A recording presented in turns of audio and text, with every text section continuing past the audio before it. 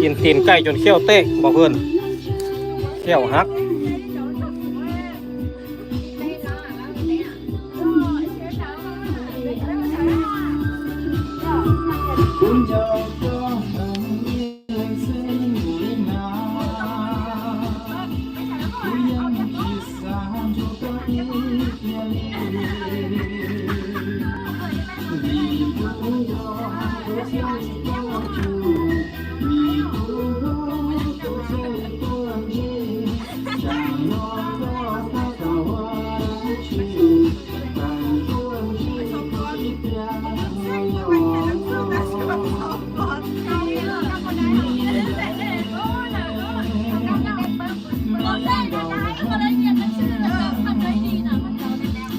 คือบรรยากาศดีแท้บ่เพื่อนมีผู้สาวส่วนกินข้าว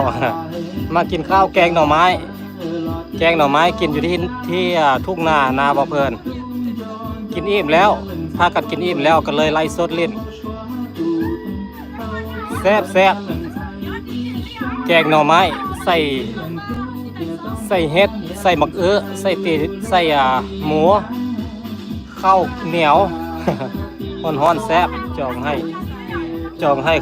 คำทุกแดดเด้อว่าซะจองคนใดจองน้องปะตังป่ะ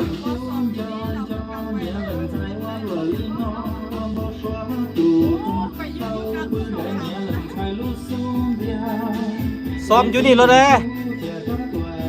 ซ้อมอยู่นี่เลยซ้อมให้กุ้งให้ควายเบิ้งอ่ะ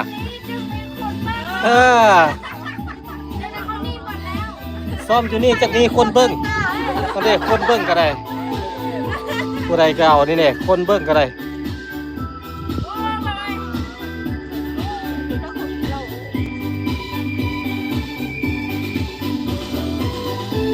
ผู้ใดก็เอา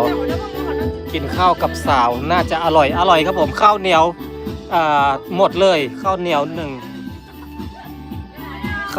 แอบหมดเลยน้องๆกินเก่งมากอาหารอร่อยกินที่ทุ่งนาแล้วมันอร่อย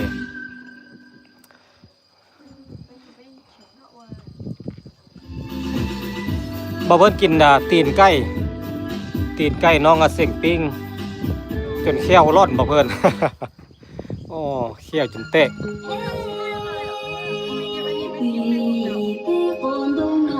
ทักทายสบายดี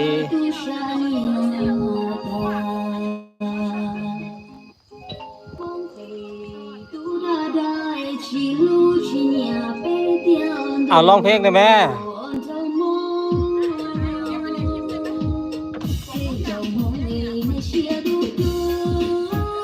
พ่นเก็บไปทิ่มใส่กล่องไฟพ่น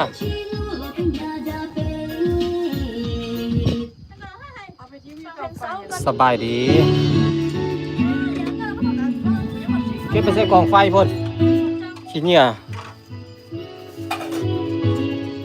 สุดปะตั้งใส่ทิ่มใส่กล่องไฟจูไฟใส่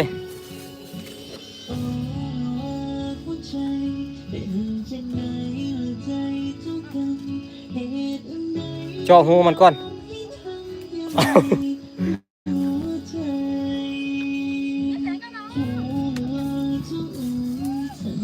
สบายดีน้องอาเสงอาสั่งเบาเพื่อนสบายดีจูไฟใส่กองไว้ฮะล่ะมันไหม้ก็ไหม้บ่ไหม้แล้วก็ยามันดอกมงไทยกับมงลาวเว้าเหมือนกันบ่เหมือนกันเข้าใจคือกัน ย่อยงอ่ะ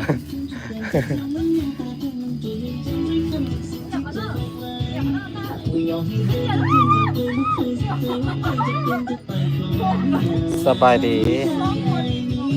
ไอ้ติดต่อสาวให้แน่ติดต่อคนใดเนาะ